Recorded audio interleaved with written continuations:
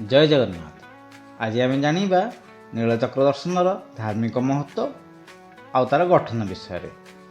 कहुए नीलचक्र दर्शने पाप प्रशमनम, अर्थात केवल नीलचक्र को दर्शन कले समस्त पाप धोई हो जाए।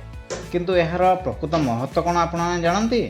नीलचक्र प्रथम महत्व होची जो माने मंदिर भीतर को जाई पारंतिनी बा जो मानक मंदिर को बारण करा जाए से नीलचक्र को दर्शन कले श्री जगन्नाथ दर्शन करने सहित सामान होता है।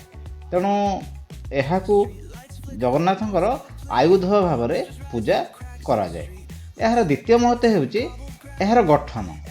यह सुना, रूपा, तंबा, कंसा, सीसा, लुहा और पारद परी अष्टधातु तैयारी विशेष मिश्रण जो यह शताब्दी शताब्दी धरी खरा, वर्षा, शीत, काकर इत्यादि खाईकरी ए कलंकी लगे।